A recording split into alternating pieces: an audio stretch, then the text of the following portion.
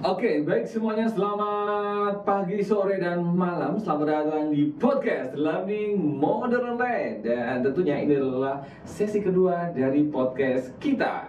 Yang tentunya podcast ini bertujuan agar kebermanfaatan secara digital bisa dirasakan oleh semua keluarga besar PT Modern Land Realty Tbk.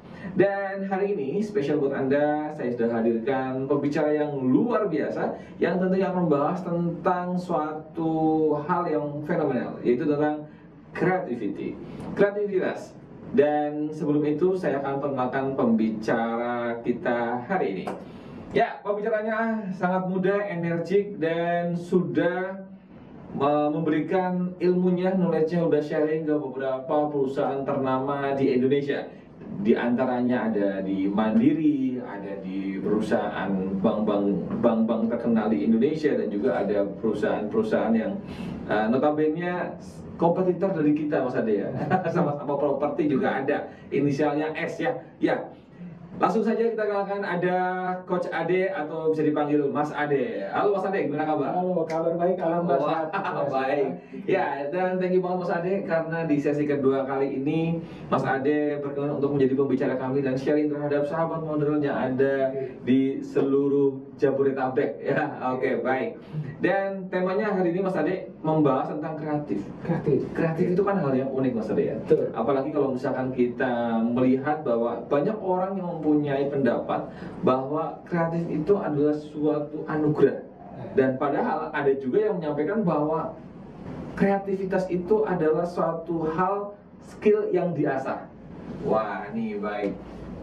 Sebelum masuk ke dalam hal itu, boleh dong kenalan lebih dekat dulu sama Mas Ade, biar teman-teman tahu Mas Ade itu tinggal di mana Mas Ade? Oke, baik. Nah, sebelumnya terima kasih untuk teman-teman dari sahabat Modern Land. Nah, tadi ditanyakan tinggalnya di mana itu. Iya, tinggal di mana? Siapa tahu kan yang tinggal di daerah Tangerang, Bekasi sampai Cikande, Serang, pengen ketemu Mas Ade, pengen main, pengen silaturahmi, pengen di coach sama Mas Ade. Nah, boleh lah, silakan. Nah, tinggal di mana Mas Ade? Saya memberikan dengan sebelah clue gitu ya. Iya. Kalau kita ingat bicara mengenai Jabodetabek, mengenai Jakarta, dulu ada sebuah kota yang sering dalam tanda kutip dibully. Karena terkenal dengan jauh, ya. Ada yang bilang di luar planet. Ya, itu kata Bekasi. Nah, kalau saya tinggal di kota yang pernah dinobatkan oleh salah seorang komika, itu tinggalnya bukan di luar planet tapi di luar nalar. Oke, menarik. Luar nalar gimana maksudnya? Ini bukan planet saja kayaknya, bukan Bekasi lah ya? Bukan. Oh, bukan. Syukur aman berarti ya. Oke. Ini bukan menurut saya tapi menurut seorang komika ya. Dan itu diputar, ditayangkan berulang-ulang, jadi oke, udah saya terima ya. Oke, tepatnya di Depok ya. Oke, oh Depok. Baik ya. Depok. Jadi di luar nalar gitu ya. Menurut si komika itu ya. Karena melihat berita ini kok aneh-aneh gitu ya. Aneh-aneh. Itu dia ya. Sekalian COVID juga pertama di Depok kan? Nah, oke, baik. Jadi Mas Ade ini adalah seorang learning partner, tinggal di Depok. Sudah berkeluarga? Sudah. Oke, sudah berkeluarga. Thank you. Yang lain tolong yang merasa naksir hati-hati. Sekarang soalnya lagi musim Mas. Lagi musim. Sekarang lagi update nih. Inisial S, artis, adanya artis papan nama, ada kena kasus ya. Nah, makanya yang sudah diteruskan inisial huruf gede. Oke, baik. Kita nggak bahas itu karena dia terlalu kreatif ya, sehingga godain suami orang. Oke, baik. Dan teman-teman, kita kembali ke fokus, kembali ke materi, yaitu membahas tentang kreativitas. Kreativitas anugerah atau skill yang diasah. Langsung Mas Ade, silakan kita diskusi Mas Ade. Oke, ini pernyataan yang menarik. Kreativitas itu anugerah atau skill yang diasah. Oke. Nah, ini pernah saya temui dari pengalaman saya ketika ada salah seorang mitra saya itu minta, Pak, tolong klien kami ada kebutuhan mengenai leadership. Oke. Tapi nanti kita tolong di bagian sini tolong disisipkan pembelajaran tentang kreatif. Loh, apa kaitannya? Apa hubungannya? Nah, saya bertanya. Nah, karena ada isu bahwa seringkali ketika meeting, ketika rapat, ketika yang memimpin jalannya rapat itu menanyakan sebuah pertanyaan ya kepada audiens itu, ya silakan, ada yang punya ide, silakan angkat tangan, ada yang punya usul, semuanya langsung terdiam. Dan si leadernya langsung bilang, wah kalian semua sungguh tidak kreatif. Padahal kalau melihat fenomena itu ada beberapa kemungkinan, Mas Wes. Baik. Kemungkinan yang pertama itu bisa jadi kenapa mereka nggak mau angkat tangan, ada kecenderungan, ada kebiasaan ketika siapapun yang punya gagasan angkat tangan, Pak saya punya ide Pak, saya punya gagasan Pak, oke, bagus, jalankan, lakukan, tanggung jawabmu ya. Begitu deh. Ya. Sepertinya itu nggak terjadi di perusahaan kami, Mas. Ya pasti perusahaan lain lah ya. Jangan disebutkan namanya ya. Iya, oke. Baik, jadi yang punya ide langsung disuruh eksekusi dan langsung dikasih pertanggungjawaban. Oke. Nah, itu Baik. pertama. Yang kedua, bisa jadi karena ada pengalaman masa lalu yang tidak mengenakan. Contoh, ketika leader ini mengajukan pertanyaan, ya, tiba-tiba si leader ini menyampaikan sebuah pendapat bahwa ini kalian kok nggak ada yang punya ide, kalian emang nggak ada yang kreatif. Nah, dan itu bahkan disampaikan sebagai keluhan. Kenapa? Oh, saya punya tim nggak ada yang kreatif. Kenapa? Setiap ditanya ide, nggak ada yang mau ngasih ide atau saran. Oke. Terlalu dini menilai timnya sendiri. Oke. Ya, nah, hasil udah langsung di label bahwa tim saya nggak kreatif dan nggak kreatif. Nah, ini ada kaitannya juga dengan pertanyaan dari Mas Ulas. Sebetulnya kreatif itu apakah sebuah anugerah atau jangan-jangan sesuatu yang memang biasa? Oke. Nah, jawaban yang saya dapatkan adalah ternyata itu merupakan kombinasi keduanya. Kombinasi seperti apa, Mas? Nah, yang pertama dikatakan sebagai anugerah. Ini ternyata ada yang riset namanya Paul Lennartlin. Ini dengan rumusan yang disebut dengan the trillion brain. Oke. Atau 3 lapisan otak. Ya, Ya, jadi tolong ini ditekankan adalah mengenai otak, bukan otak-otak. kalau otak-otak enak dimakan. Nah, itu lain lagi. Kalau otak satu beda nih ya. Nah, seperti apa sih konsep trillion brain yang disampaikan? Bahwa ternyata manusia punya 3 lapisan otak. Ya. Yang pertama, Lapisan pertama, saya agak ngeri nyebutnya ya. Karena Wow. dinamakan sebagai reptilian brain atau otak reptil. reptil itu kan sejenis ini, Mas ya, sejenis kadal kan? Kadal, betul. Kadal, kemudian buaya. Gitu. Buaya jangan lihat saya depan, oke. Buaya dan juga kalau disebut buaya kemanapun saya serba salah, jadi saya turun aja gitu ya. oke. Ada buaya dan sejenisnya atau bagaimana tuh, Mas? Nah, memang hewan seperti itu. Awalnya saya bilang ini kok ekstrim sekali kasih nama. Dan ternyata itu kenapa diberikan nama reptil karena fungsi kerja otak di bagian tersebut mirip dengan karakteristik dari hewan reptil. Nah, hewan reptil itu hewan yang memiliki insting atau firasat yang paling tajam dibandingkan dengan makhluk lainnya. Oke. Contoh, jika ada sebuah kejadian bencana, maka hewan reptil lah yang paling akan lebih awal untuk menyelamatkan diri dari bencana tersebut. Oh, oke, kayak gunung meletus tuh ya. Makanya hewan-hewan turun dulu gitu. Turun dulu. Oke. Oke. Nah, dan ternyata kenapa ada otak reptil? Ternyata otak inilah yang menghasilkan yang namanya respon, kemudian yang akhirnya manusia itu menentukan sesuatu yang nyaman atau menghindari ketidaknyamanan. Contohnya adalah ketika misalkan kita ngomong bicara dunia penjualan. Oke. Nah, misalkan ada, katakanlah kita sebagai nasabah atau customer ya, ada orang yang datang menawarkan kita menjanjikan, Pak, kami dari PT XYZ, kita menawarkan produk investasi yang sangat menjanjikan. Pokoknya Bapak nanti akan mendapatkan keuntungan berlipat-lipat. Cukup dengan investasi di kami, caranya begini, syaratnya begini, langsung hubungi saya. Nah, kalau misalkan pada saat terjadi percakapan tersebut otak reptilnya terakses, maka dia langsung akan punya firasat. Firasat pilihan dua, antara iya atau tidak. Misalkan iya, oke, setuju. Karena firasatnya mengatakan bahwa investasi ini kedepannya menjanjikan. Tapi kalau misalkan dia menolak, mohon maaf, terima kasih. Atau bahkan yang ekstrimnya, ketika sales ini langsung melakukan pendekatan terus-menerus tapi dia nggak mau, bahkan yang jadi apa? Bisa marah, sudahlah, jangan nawarin saya terus, saya nggak mau. Malas saya. Malas. Oke. Bagian dari itu. Jadi buat teman-teman sales ketika memang ada penolakan, bisa jadi itu dari customernya atau konsumennya sedang terakses otak reptilnya, dan jangan dipaksakan untuk mendekati pada saat itu. Bukan berarti nggak boleh follow up ya. Oke, baik. Yang kedua, selain otak reptil ada yang disebut dengan otak mamalia. Mamalia, saya tanya mamania. Mama. Oke. Jadi yang pertama ada reptil, yaitu karakter yang mempunyai insting. Oke, yang mempunyai, ya contohnya tadi adalah hewan yang gunung meletus turun dulu, ya. Oke. Keputusan untuk memilih gitu ya. Kemudian yang keduanya ada mamalia. Mamalia itu hewan menyusui kan ya? Nah, betul. Hewan maksudnya gimana? Nah, kenapa dinamakan hewan mamalia? Ada satu karakter yang diambil di sini adalah bicara mengenai rasa. Rasa. Cinta. Oke. Contoh, kalau buat sahabat modern yang memang di rumah ini katakanlah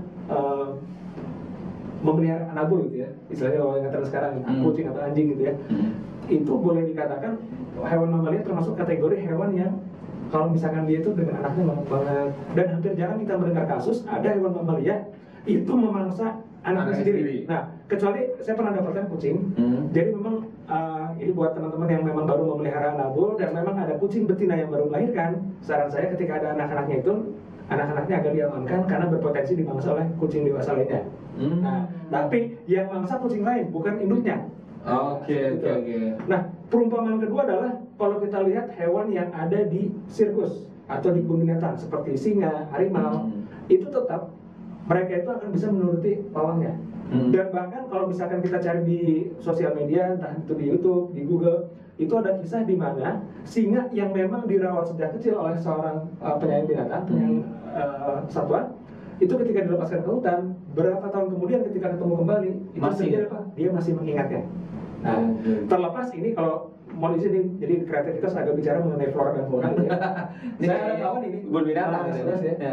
yang memang dia pemerhati lingkungan, jadi memang perbedaan antara reptil dan juga mamalia, kenapa mamalia bisa setia? Karena memang selain dilengkapi dengan yang namanya feel atau perasaan, Yes. organ tubuh mereka yang berupa mata, itu bisa melihat dengan jelas.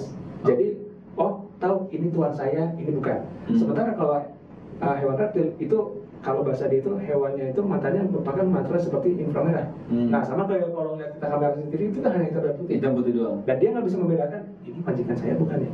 Nah yang dia itu adalah mangsa atau bukan. Gitu. Nah, Oke. maka kenapa dikasih ilustrasi atau diberi nama otak mamalia? Mamalia. Karena manusia itu ternyata punya yang namanya rasa. Bahkan kalau bicara punya rasa dan hati, sempat dipopulerkan oleh salah satu band rock ya. Rocker juga manusia punya rasa, punya Punya hati. hati, ya. Maka kalau teman-teman dikatain, jadi orang baperan, lah nggak apa-apa, karena kita manusia. Alam gitu ya. Menarik. Tadi udah mamalia udah dibahas dan reptil udah, yang terakhir otak manusia. Yang terakhir, ini disebut dengan otak manusia atau the human brain. Human brain. Jadi lapisan ketiga nih. Ketiga. Oke, human brain itu seperti apa? Apa yang membedakan dengan dua lapisan lainnya? Ini ketiga-tiganya manusia punya, tapi yang satu ini hewan atau makhluk lain tidak punya.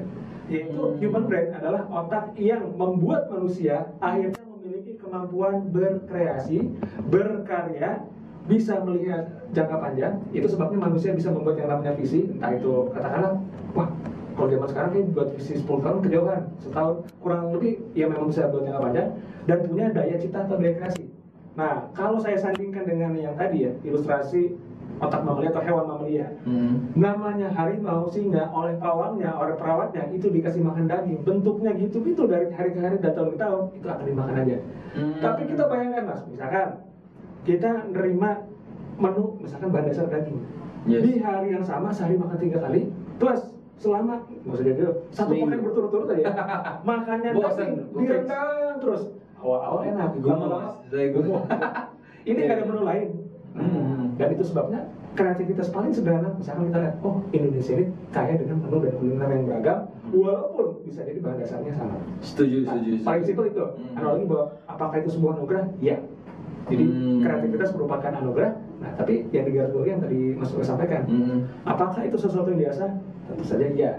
Karena kalau kembali ke kasus yang tadi ya, ada seorang atasan melaporkan bahwa anak buah saya, tim saya nggak ada yang kreatif. Boleh jadi bukan karena nggak kreatif, tapi kemungkinan yang ketiga, tidak ada ruang bagi timnya untuk mengasah yang namanya kreativitasnya. Dia dipaksa untuk, oke, pokoknya rutinitasnya kamu dari A, B, C, D, konsisten, nggak boleh berubah.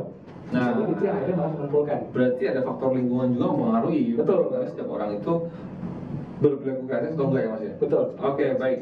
Mas, sebenarnya jawaban pertama sudah terjawab, yaitu mengenai bagaimana setiap orang itu sebenarnya kreatif. Ya.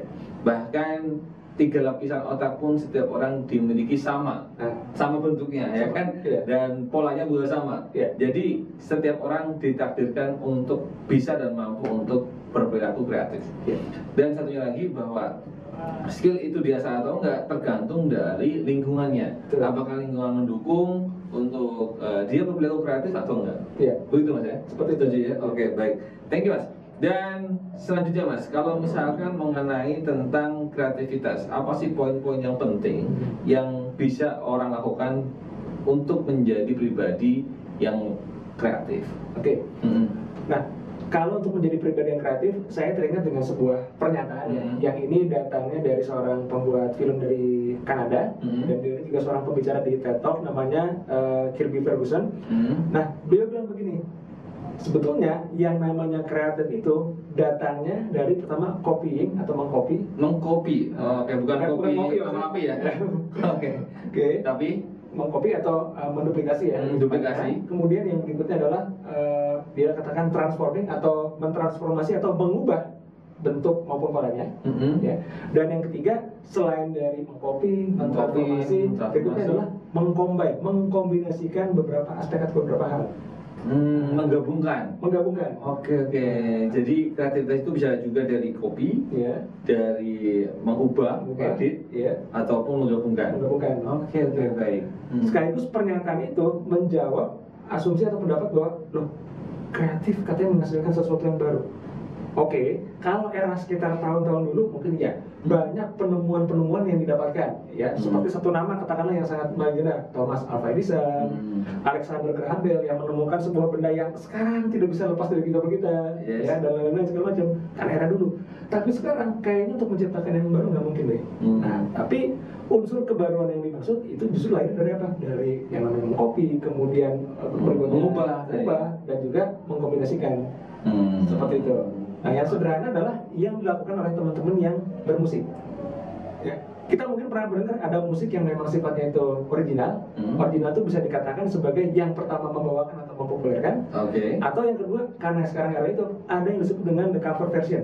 Yes, di cover gitu. Betul. Ya. Dan kita nggak bisa sepanjang menilai bahwa wah dia hanya penyanyi cover, nggak ada kreativitas. Nah, kita nggak bisa menilai begitu kalau kita kembali ke definisi dari si Kirby Ferguson tadi. Mungkin bisa aja yang hasil cover lagu itu lebih viral daripada originalnya kan? Bisa jadi gitu. Karena mungkin ada yang namanya transforming, mengubah entah aransemen atau segala macamnya, walaupun mengcopy liriknya sama persis, nada sama persis. Nah, yang berikutnya misalkan ada unsur combining seperti apa nih? Wah, kalau sekarang kan gimana caranya supaya lagu tradisional bisa berpadu dengan musik rock atau dengan musik R&B? Itu kan memang sekarang juga cukup tren ya. Cukup menarik ya. Seperti itu. Nah, maka baik lagi yang namanya untuk menjadi orang kreatif, kita bisa saja melakukan yang namanya proses meniru yang ekstrimnya, kemudian juga mentransformasi dan juga mengkombinasikan. Oke. Sahabat modern, luar biasa sekali bahwa ternyata kreatif itu bisa kita lakukan dengan 3 hal, bisa mengcopy, ya kan, mengcopy ide orang, ya kan, atau bisa juga mengubah apa yang sudah kita dapat, kemudian kita edit sedikit, atau tadi menggabungkan. Keren sekali, Mas. Lalu kalau misalkan pertanyaan selanjutnya, Mas, ini membahas tentang poin penting atau prinsip dalam berperilaku kreatif itu apa yang harus kita pahami dulu, Mas? Oke, ada sebuah hal yang sangat fundamental ya ketika kita mau berpikir kreatif. Sadari bahwa hasil kreasi kita atau ide kita itu belum tentu kita yang mengkonsumsi. Artinya, kita menghasilkan sebuah gagasan atau ide itu seringkali untuk kepentingan orang lain. Kalau misalkan bicara dalam ranah organisasi, untuk kepentingan customer atau pelanggan kita. Maka yang penting digarisbawahi adalah walaupun manusia punya yang namanya feel ya, dari karena memang punya otak melihat, dan tadi sudah tersebut juga kata baper, maka istilahnya adalah jangan mudah atau cepat jatuh cinta dengan ide atau gagasan pribadi kita. Karena boleh jadi menurut kita keren, tapi menurut orang lain belum tentu. Setuju. Maka yang perlu kita perhatikan adalah fokuslah kepada bahwa kreasi yang kita berikan itu semata-mata untuk memberikan solusi bagi orang yang menggunakan jasa atau ide kita, seperti itu. Sehingga kita bisa terhindar dari yang namanya baper. Jadi jangan sampai teman saya menarik nih, pasti akan pasti akan booming, tapi orang nggak pakai. Bukan itu yang kita butuh. Nah, menarik. Oke. Selanjutnya apa lagi? Yang selanjutnya ternyata ada sebuah riset juga dan juga temuan yang dilakukan oleh Osborne dan juga Sid Barnes yang beliau ini mengatakan kalau seseorang itu ingin memiliki yang namanya sebuah ide atau gagasan kreatif, maka orang itu harus mampu berpikir secara seimbang. Oke. Seimbang itu nggak jomplang sebelah gitu ya. Ya, mudahnya seperti itu ya. Seimbang dalam hal apa nih? Nah, seimbang. Pertama, sering kita dengar bahwa ide kreatif itu atau gagasan kreatif harus breakthrough dong, harus jangan gitu-gitu aja. Nah, maka ada saatnya seseorang itu, ini kalau terminologi yang digunakan, berpikir secara divergen atau meluas. Mas deterjen apa? Saya tiba-tiba ingat dengan jemuran itu ya. Saya ingatnya deterjen dan divergen dan konvergen. Oh, divergen dan konvergen. Jadi seimbang antara berpikir luas dan berpikir fokus. Oke, kayaknya kita harus ngopi mas lain kali ya, Mas. iya. Jadi biar terkenal konsep. Oke, Oke. teman-teman, divergen ya, bukan deterjen. Iya. Oke, deterjen itu ini daya. Ingat ya. Oke, baik. Jadi divergen dan konvergen. Iya. Yang bisa diartikan bahwa ada kalanya kita harus berpikir meluas. meluas dan Meluas artinya bisa jadi gagasan yang kita itu kayaknya nggak mungkin banget ya diterapkan di industri kita atau di karir kita saat ini. Contoh, Mas Imam karirnya di HR training. Nah, kita sama-sama tahu bahwa di dunia HR training ada yang namanya asosiasi atau perkumpulan yang Yes. datangnya dari orang-orang yang berbeda industri. Yep. Nah, salah satu upaya yang bisa kita lakukan ketika kita berpikir divergen itu kita terbuka terhadap apa sih yang dilakukan oleh teman-teman lain yang mungkin dalam profesi yang sama ketika menghadapi tantangan yang serupa tapi di industri yang berbeda. Karena bisa jadi masing-masing industri punya karakteristik dan tantangan yang berbeda. Setuju. Nah, ada organisasi yang memang mengutamakan yang namanya kedisiplinan. Kedisiplinan artinya adalah berkaitan dengan aspek kepatuhan, maka ketika alurnya adalah A, B, C, dan D, ya memang harus seperti itu. Kalau misalkan melenceng, itu akan berbahaya atau bisa merugikan banyak orang. Sementara ada organisasi yang sangat dinamis, katakanlah kalau sekarang yang ngetren smartphone ya. Oke. Karena kita tahu smartphone itu kan setiap periode tertentu ganti seri baru, begitu cepat Iya. gitu ya. Kalau Samsung 6 bulan sekali mah. Nah, itu ya. Dia kalau 6 bulan sekali ganti handphone mah Nah, luar biasa. oke. Baik. Nah, Terus? artinya apa? Dengan kita banyak belajar dari orang yang beragam industri, itu bisa memperkaya diri kita. Atau kalau bahasa kerennya lagi nih, dari pendiri Apple ya, Steve Jobs. Gitu. Beliau itu terkenal dengan melakukan yang namanya connecting the dots. Pernah ada kesempatan beliau itu mengajarkan bahwa saya mempelajari banyak hal dan bertemu dengan banyak orang. Contohnya adalah saya mempelajari yang namanya kaligrafi. Kalau dipikir-pikir, apa kaitannya antara kaligrafi dengan barang temuannya? Berupa MacBook, berupa iPhone.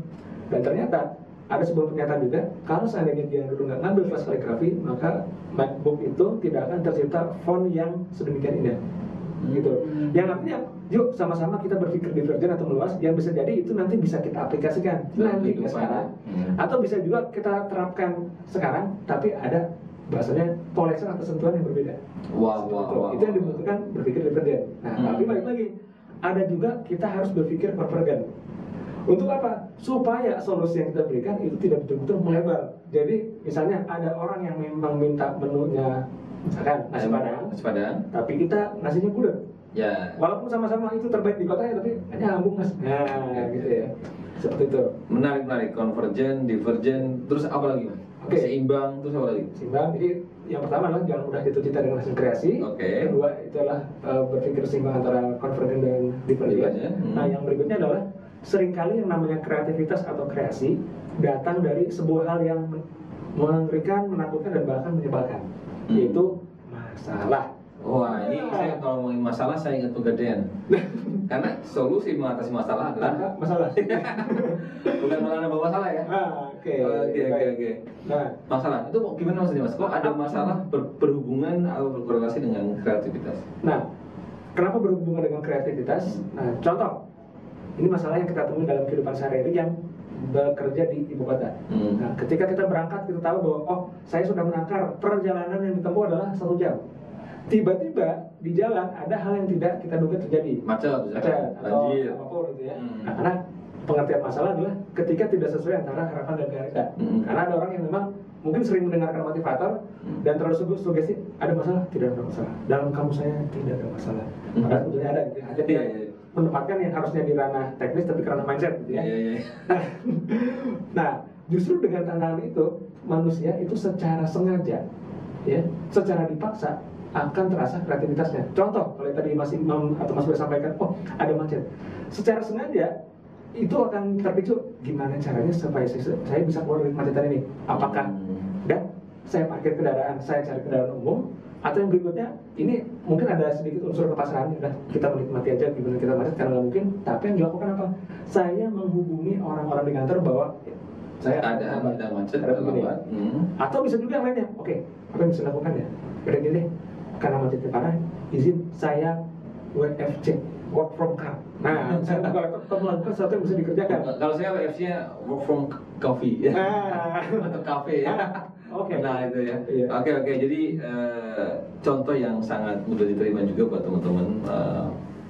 bahwa ternyata untuk menjadi seorang yang berperilaku kreatif itu bisa, dan orang itu Betul. mau dan mampu, asal tadi kalau tahu prinsip-prinsipnya sudah dijelaskan oleh Mas Adit. Oke, baik sahabat Modern Land, dan tadi kita sudah membahas tentang poin penting dalam kreativitas. Mas Ade, Ya. ada beberapa yang menjadi key question dalam podcast kali ini, yaitu adalah beberapa metode yang bisa kita lakukan untuk bisa menjadi orang yang lebih kreatif, Mas. Oke, baik. Oke. Kalau bicara mengenai metode dalam kreativitas, tentunya ada banyak ya. Baik. Nah, jadi yang mau saya sampaikan di sini adalah ada beberapa metode yang memang pertama bisa dilakukan oleh kita sendiri. Yang kedua, ada beberapa metode yang memang bisa dilakukan bersama-sama dengan rekan kita. Ya. Dan ada juga metode yang memang akan lebih baik kalau dilakukan bersama-sama. Jadi ada yang memang sendiri, ada yang memang bisa bersama, tapi ada yang berikutnya adalah akan lebih baik atau lebih banyak gagasannya ketika kita lakukan bersama. Nah, Oke, kita akan masuk kepada metode yang pertama. Ini sahabat modernan mungkin cukup familiar dengan metode yang satu ini, yang disebut dengan brainstorming. Brainstorming, ya saya sering dengar itu, Mas. Sering dengar itu ya? Oke. Oke. Nah, ada sebuah kaidah yang perlu kita pegang ketika kita melakukan yang namanya brainstorming ini. Nah, jadi pada saat kita melakukan yang namanya brainstorming, ya, pastikan kita nggak gatal, nggak tergesa-gesa untuk memutuskan, oh nanti langkah eksekusinya begini, tahapannya begini. Yang akhirnya nanti malah justru membatasi ruang dari luasnya ide kita. Padahal tadi kita sudah sama-sama tahu bahwa salah satu prinsip yang perlu kita pegang adalah tidak selalu kita berpikir konvergen, ada kalanya berpikir divergen. Oke. Saya ngomong pelan-pelan supaya nggak terasa deterjen. Deterjen. Oke. Nah, bagaimana nih langkah-langkah dalam brainstorming? Hmm. Nah, brainstorming ini merupakan metode yang akan lebih baik kalau misalkan dilakukan bersama-sama. Dan bahkan dalam brainstorming ini bisa dihidupkan unsur kompetisinya. Contoh, jika kita ini menjadi seorang leader dan menyampaikan sebuah case atau sebuah situasi, dan kita katakan punya anggota tim ada 3 orang. Oke, misalkan A, B, C, yuk masing-masing silakan tuliskan 50 ide atau gagasan sebanyak-banyaknya, nggak usah mikir nanti caranya gimana, nggak usah mikir nanti bakal saya setuju atau enggak, nggak usah mikirin nanti biayanya berapa, tulis aja sebanyak-banyaknya, 50 ide, 50 gagasan dalam waktu sekian menit. Nah, kenapa ini penting? Nah, karena jangan sampai yang namanya brainstorming menjadi sesuatu yang bergeser makna dan fungsinya. Maksudnya, Mas? Nah, maksudnya brainstorming itulah metode atau fase di mana kita perlu mengumpulkan data sebanyak-banyaknya. Maka untuk memberikan tantangan ketika kita menyodorkan, katakanlah media yang diberikan kertas flip chart atau kertas apapun, kita siapkan dulu angka dari 1 sampai 50, baru kita sodorkan. Karena kalau misalkan hanya kosong saja tanpa angka, ya ada orang apa? Pak, mohon maaf, maksimal kita cuma dapat 1, cuma 2 juga lumayan apa? Ada 2, Mas. 3. Maksimal 3. Oke. Baik. Maka ada baiknya kita buat batasan mengenai berapa sih jumlah yang perlu didapatkan dan juga berapa waktu yang dibutuhkan. Namanya juga brainstorming. Karena bisa jadi, Pak, saya bisa Pak mendapatkan 100 ide atau gagasan. Ya udah, sekarang, oh udah bisa Pak. Besok, seminggu. Oke. Nah, dan di situ kan akan menimbulkan unsur kompetisi atau kompetitifnya. Nah, dan brainstorming ini bisa digunakan dengan cara masing-masing menulis di media yang berbeda, atau yang berikutnya bisa juga menyiapkan satu orang notulen untuk menuliskan jawaban-jawaban yang muncul dari anggota kita. Nah, misalkan si A, B, C, A, B, C dalam waktu yang begitu cepat. Nah, itu yang disebut dengan brainstorming. Nah, ada juga padanannya. Ini kalau misalkan kita melihat situasi bahwa kayaknya ada orang-orang atau mereka-mereka yang agak kurang nyaman ketika menyampaikan langsung. Kenapa? Bisa jadi memang bawa dirinya yang pemalu, atau yang kedua, dia punya pengalaman di waktu sebelumnya atau di masa kapan yang ketika berpendapat itu, aduh, saya takut diketawain nih, takut tidak bisa dibilang aneh, padahal justru keanehan dan keunikan yang dibutuhkan. Maka bisa menggunakan brain dump. Apa yang dimaksud dengan brain dump? Mirip dengan brainstorming, hanya bedanya adalah ini betul-betul secara pribadi yang menuliskannya. Oke. Jadi kalau brainstorming bisa disampaikan secara verbal dan juga secara tulisan. Kalau ini murni hanya menggunakan tulisan saja. Dan itu kita sendiri. Betul. Dan menariknya adalah ini orang lain nggak tahu bahwa ini itu datang dari siapa. Nah, seperti itu. ini juga sekaligus untuk mengantisipasi adanya kebiasaan, wah ide bagus dari sini, idenya ini, tolong nanti karena sudah meluluskan harap bertanggung jawab, ya. Eksekusi. Padahal antara ide dan eksekusi itu merupakan hal yang berbeda. Beda. Betul. Bisa juga ide itu kita dapat dari orang lain dan kita yang eksekusi. Bisa. Karena orang itu tidak bisa mengeksekusi. Bisa. Ya kan, makanya butuh kolaborasi. Ya. Betul. Oke, baik. Thank you Mas Andi, dan selain tadi ada brainstorming dan braindump, apa lagi? Nah, yang kedua ini yang cukup populer, ini dinamakan The Disney Strategy. Oh, sorry, apa? Disney. Oh, Disney. Bukannya di situ film, Hotstar. Ya betul. Memang inspirasinya dari seorang yang bernama Robert Fields, melihat bagaimana cara kerja seorang Walt Disney untuk menghasilkan karya-karya yang begitu luar biasa, dikenal banyak orang dan cukup legenda sampai saat ini. Ya, saya termasuk pencatut, termasuk langganan Hotstar ya Disney, karena film-filmnya ciamik. Oke. Lalu kalau misalkan kita bisa ambil pembelajaran dari Disney itu seperti apa, Mas? Oke. Jadi kalau kategori di sini ini merupakan metode yang bisa diterapkan dengan orang yang banyak, ya artinya ada tim, bisa juga diterapkan secara pribadi dengan syarat dan ketentuan berlaku. Nah, apa syarat dan ketentuan berlaku? Oke. Nah, jadi dalam bisnis strategi ternyata ada 3 peran yang berbeda. Pertama, ada yang disebut dengan peran the dreamer. The dreamer. Si pemimpi. Tujuannya cuma mimpi doang. Betul. Tujuannya mimpi. Kerjanya ngimpi. Mimpi. Oke. Apa yang diimpikan? Silakan siapapun yang menjadi the dreamer, pikirkan ide seliar mungkin, seluas mungkin, gunakan imajinasi dan impian Anda supaya kita bisa melakukan, katakanlah kalau dalam dunia film, supaya nanti bisa menghasilkan film ini. Berimajinasi menggunakan daya nalar, atau bahkan kalau perlu sampai di luar nalar gitu ya. Yang tugasnya hanya bermimpi atau memikirkan saja, mengumpulkan semua gagasan yang ada. Ini mungkin saya cocok nggak ya? Nah, mungkin suka ada candaan gitu ya, dreamer, Pak kalau gitu saya cocok, kenapa? Dreamer pemimpi, jadi harus mimpi, harus tidur dulu. Kenapa? Saya orangnya mageran Pak, kayak gitu ya. Oke, seperti itu juga konsepnya. Bukan itu konsepnya ya? Bukan. Oke, baik. Lalu kalau ada the dreamer tadi gimana, Mas? Selain ada dreamer, ada yang disebut dengan the realist. The Real artinya adalah mereka-mereka yang punya tugas untuk mengkonkretkan ide-ide dari si dreamer tadi. Oh, jadi kalau sudah ada yang mimpi, mimpinya ditulis, sekarang selanjutnya harus ada yang bagaimana mewujudkannya. Betul. Mulai dari gagasan realis ya orangnya. Nanti cara membuat perencanaannya seperti ini, cara mengeksekusinya gini, yang dibutuhkan ini. Wah, menarik nih. Jadi ini salah satu harus konseptor dan eksekutor yang baik nih ya. Nah, oke. seperti itu. Selanjutnya Mas, kalau sudah ada pemimpi, ada eksekutor, lalu selanjutnya ada apa lagi? Yang berikutnya ada yang disebut dengan the critic.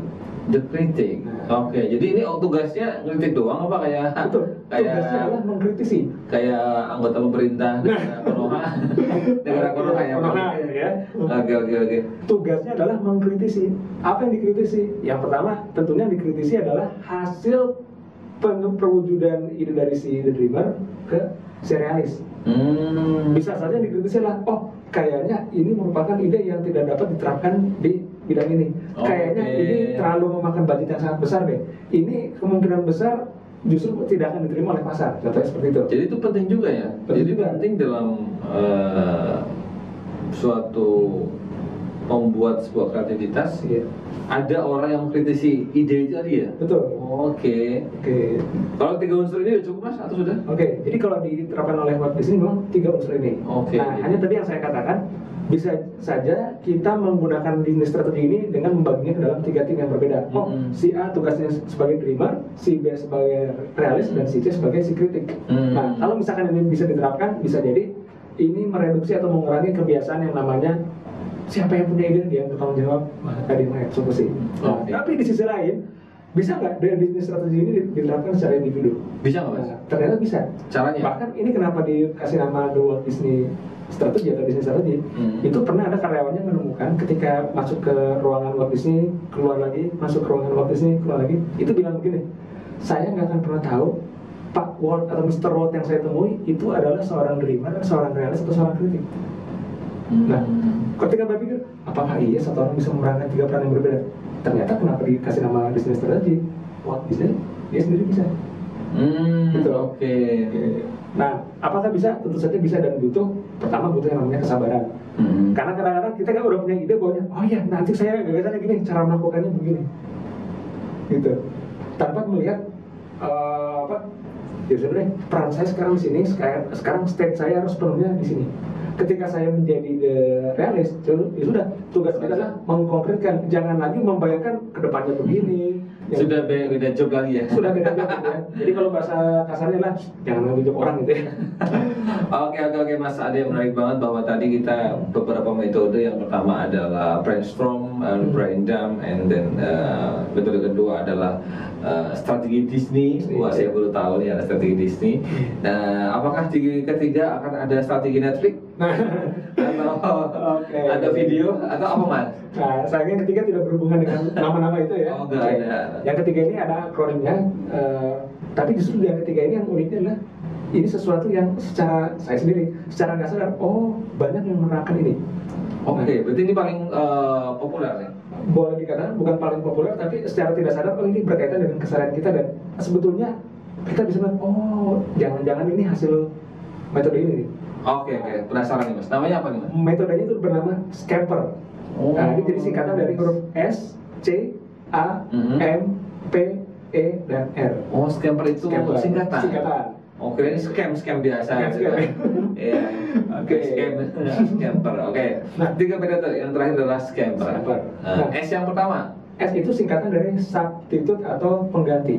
Saya langsung ambil contoh konkretnya. Contoh yang biar mudah dipahami oleh modern. Nah, ini saya tanpa menyebutkan merek, mungkin Anda semua familiar dengan minuman. Ya, minumannya adalah minuman teh manis yang sangat melegenda. Bahkan ketika ada produk dengan merek yang berbeda, orang tahunya, oh mau beli minuman teh manis dalam kemasan pasti mereknya teh ini. Sostro. Nah, saya udah hafal. Oh iya. Apa ya? Oke. Nah, apa bentuk substitut yang dilakukan? Itu kalau kita lihat itu adanya perubahan yang namanya dari kemasan.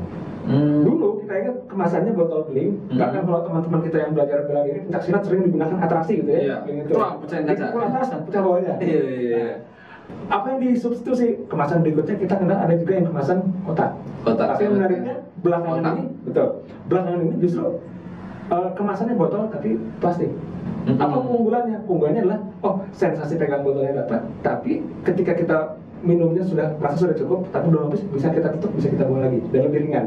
Oke, Itu salah satu metode kreatif mengganti yang namanya unsur kemasan. Nah, tentunya sahabat modern pasti punya contoh yang lainnya yang berkaitan dengan kesadaran kita. Nah, silakan komen di bawah ya. Nah, seperti itu. Oke, tapi S substitut selanjutnya C-nya adalah combine atau kombinasi. Ini selaras dengan ini ya definisi mengenai kreatif dari si Kirby Ferguson tadi. Yes, tadi bahwa akan ada selain dari apa kopi, kemudian ada kombinasi, ini yang combine.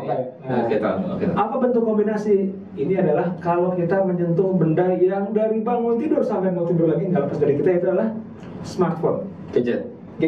Ya. Kalau dulu yang namanya telepon sebatas untuk komunikasi, tapi sekarang dari telepon kemudian ada telepon seluler atau cellphone, bahkan sekarang definisinya berubah lagi, bukan cellphone tapi bukan mobile phone juga, tapi berubah menjadi smartphone. Saking banyaknya fitur atau manfaat yang kita gunakan. Contoh, banyak orang-orang yang menggunakan smartphone-nya untuk mereka eksis di sosial media. Menggunakan kameranya ada untuk merekam. Nge-game dong. Kemudian main game bisa. Kemudian belanja juga bisa di situ. Belanja ada di situ ya. Oke. Kemudian apa lagi, Mas Wes? Saya biasanya untuk fotografi. Iya, kan saya majalah Trubus. Oke. Jadi sebetulnya kombinasi itu bisa kita lihat, ini loh cara gimana orang itu menemukan sebuah smartphone yang sekarang berdaya guna tinggi, ternyata hasil dari kombinasi. Nah, semakin yakinlah saya dengan pendapat si Kirby Ferguson bahwa kreatif itu ternyata nggak mesti betul-betul baru, bisa kombinasi. Nah, kalau bicara mengenai telepon, sudah lama. Bicara mengenai kamera, sudah lama. Pemutar musik, sudah lama.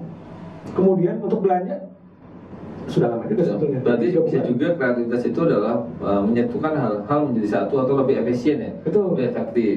Betul. Itu adalah bentuk kreativitas juga ya? Itu contoh dari hal kebendaan. Oke.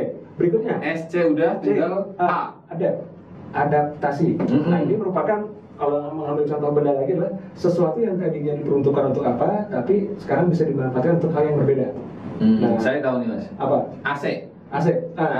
AC itu kan dulu cuma beli pendingin. Hmm. Sekarang juga banyak AC, merek-merek brand Jepang, Panasonic, Sharp itu sudah ada sekaligus yang pembunuh virus kuman dan bakteri. Nah. Atau yang tidak lain, kita nggak perlu beli lagi air purifier, tapi sudah diadaptasi sesuai dengan kebutuhan sekarang. Betul. Bisa seperti itu, atau bisa juga benda yang memang berhubungan dengan pekerjaan kita di kantor, khususnya teman-teman yang berkutat dengan administrasi. Ya. Kalau dulu, ya, kita menggunakan yang namanya bolpen hanya untuk menulis, tanda tangan. Nah, ternyata ada sebuah teknologi dari bolpen yang digunakan untuk hal yang berbeda, yaitu untuk deodoran. Pernah mendengar yang namanya roller? Ya. Nah, itu ternyata bola-bolanya diambil dari teknologi bolpen, diadaptasi. Oke. Gitu ya. Menarik ya. Nah. Awal-awalnya gitu ya. Nah, termasuk kalau dalam hal yang lain, misalkan kita sering mendengar bahwa oh ada film yang diadaptasi dari novel, film diadaptasi dari komik. Nah, itu juga bentuk kreativitas. Artinya apa? Orang yang selama ini menikmati sebuah karya hanya 2 dimensi, hanya menggunakan imajinasi setelah baca, bisa melihat tampilan visualnya. Oke, iya benar-benar, makanya kayak tadi ya, mengadap juga kayak tadi AC kenapa satu tempat, karena dulu sekarang kan sejak COVID ya kan, Ya. banyak punya 2 perangkat, biar simpel jadi 1 perangkat aja deh, Ya. gitu ya. Oke, mengadaptasi. Baik, yang selanjutnya ada setelah adaptasi apa mas? Ada M.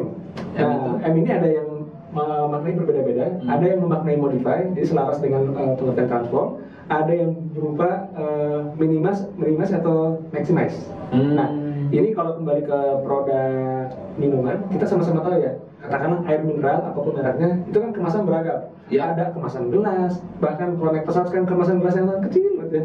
Kemudian ada kemasan, ukurannya mungkin sama dengan kemasan gelas, tapi supaya bisa dibawa-bawa ada kemasan botol yang Kecil, mini. 150 mili mungkin ya.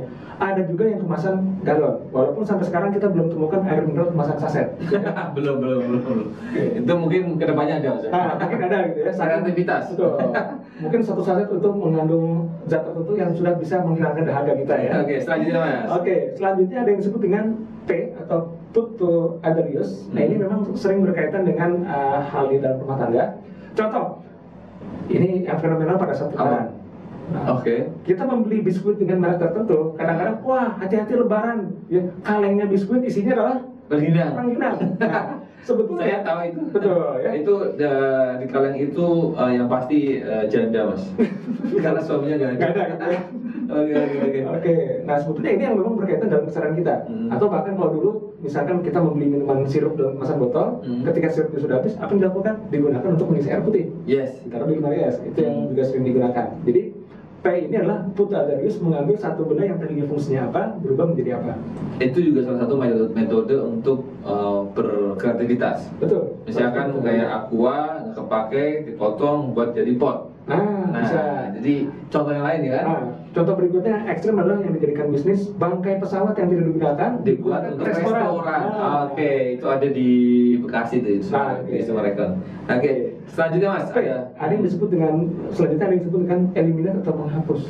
hapus. Nah, ternyata kreativitas itu nggak hanya bikin baru, ternyata dihilangkan pun bisa menjadi sebuah ide kreatif. Asal jangan menghapus ide. Nah, ada yang dihapus gitu ya. Oke. Ada contoh yang bisa diberikan kepada sahabat Madin tentang bagaimana contoh menghapus ini, Contoh dihapus atau apa nih? dihilangkan gitu ya. Nah, ini kalau di luar itu ada pertunjukan sirkus yang namanya Cirque du Soleil. Nah, ini muncul dengan menggunakan teknik eliminate. Jadi yang latar belakangnya lah, kalau dulu kan sirkus itu pasti ada singa, kemudian ada badak, ada segala macam, menggunakan banyak hewan atau satwa. Ini dirubah menjadi sebuah konsep teatrikal. Nah, nanti teman-teman bisa lihat ya, Cirque du Soleil itu mungkin ada yang memang sudah mengikuti. Ini justru mengeliminate apa? Mengeliminate yang namanya penggunaan hewan. Jadi tidak ada lagi atraksi hewan, karena dinilai, oh ternyata setelah dikalkulasi, ini justru yang menggunakan atau menghabiskan biaya paling banyak adalah perawatan hewan. Oke. Kita makan daging stik atau bongkar, singa makan di member. gitu ya. Oke. Bisa juga nggak mas, seperti misalkan gue jalan-jalan ke Bali nih mas. Iya. Ya, kemudian tiba-tiba makan nasi lemak B misalkan. Tak bisa lihat enak juga nih mas. Saya mau ilangin B-nya, bikin masakan buat di Jakarta. Jadi tetap dapat unsur halalnya misalnya. Oke. Itu bisa juga Betul. seperti itu. Ya, dan bahkan saya pernah, Menghilangkan. betul, menghilangkan aspek itu. Bahkan saya pernah mengenal salah seorang GM yang memang dia di salah satu hotel chain ternama di daerah Bali, lupa di mana. Tapi yang menjadi ciri khasnya adalah saya pernah melihat dia mendapati postingan bahwa oh alhamdulillah hotel ini sudah tersertifikasi halal. Artinya apa? Oh dia melihat dan berani speak up bahwa oh target segmen di Bali itu nggak selamanya adalah wisatawan asing, banyak justru wisatawan domestik yang memang mayoritas penduduk kita adalah muslim. Dan beliau berhasil meyakinkan dan minta izin bahwa bagaimana kalau misalkan makanan yang mengandung unsur non halal ditiadakan. Dan gitu ditanya apakah ada kaitan dengan revenue atau tingkat hunian, ya ternyata banyak yang memang wisatawan lokal yang memutuskan untuk ke sana karena merasa yakin. Gitu. Berarti segmentasi juga bisa mendapatkan dari hal itu ya Mas. Oke, baik. Tadi kalau eliminate tadi sudah menghilangkan untuk mendapatkan ide baru. Betul. Selanjutnya yang terakhir, nah R itu apa Mas? Yang terakhir R-nya juga ini mirip dengan M ya. Ada yang menyampaikan modify atau rectify. R itu ada yang menyebutkan sebagai reverse atau membalik. Gimana tuh reverse? Nah, ini contohnya adalah di bidang jasa, ya. Kalau teman-teman menggunakan layanan perbankan yang namanya anjungan tunai mandiri atau ATM, ya, itu kan kalau kita lihat ada dua fitur ya. Pertama fitur penarikan cepat, dan yang berikutnya adalah fitur normal. Normal. Apa yang menjadi pembeda? Kalau fitur penarikan cepat itu memang ditujukan untuk orang-orang yang tergesa-gesa dan nggak mau lama di ATM, nggak mau melakukan transaksi lainnya. Maka kalau kita lihat prosesnya, mereka masukin kartu, masukin PIN, tinggal pilih berapa nominal yang dibutuhkan. Langsung dan nominal yang ditentukan. Keluar. Tapi kenapa yang menjadi ada reverse-nya? Membalik prosesnya. Kalau kita melakukan transaksi biasa, maka ATM itu akan tetap di dalam dan muncul menu apakah Anda ingin melakukan transaksi lainnya. Nah, baru itu jawab. Tapi kalau dalam menu penarikan cepat, untuk mencegah atau mengantisipasi tertelanya kartu ATM, dibalik. Masukkan PIN, pilih nominal, sebelum uang keluar, ATM keluar dulu. Karena kenapa? Orang ada kecenderungan, oh kalau misalkan uangnya keluar dulu, ATM masih nyangkut. Karena tugasnya adalah, saya mau ambil uang, dan lupa ATM masih dalam. Nah, itu salah satu yang dibalik. Nah, yang kedua adalah perbedaan konsep di rumah makan. Contohnya? Nah, contohnya misalkan ada rumah makan yang memang kategori fast food dan fine dining. Kalau di fine dining itu kan kita datang, ada waiter yang melayani, kemudian pesan makanan, ya, berlama-lama dengan harapan si pengunjung ini akan ada menu tambahan. Nah, disitulah bisa menjadi tambahan revenue bagi restoran. Tapi konsep fast food itu membalik. Yaitu apa? Datang, pesan, bayar, baru duduk. Oke. Ini menarik ya. Ya, artinya apa? Oh, perbedaan antara fast food, namanya juga fast food. Kalau fine dining memang orang yang akan berlama-lama dari restoran dan dipastikan dia ada kemungkinan untuk nambah menu lainnya. Ya Starbucks, ya kan? Nah, kalau fast food itu kan diasumsikan orang akan makan cepat. Nah, maka yang diharapkan udah bayar, udah selesai, tinggal berikutnya ada pengunjung yang lain.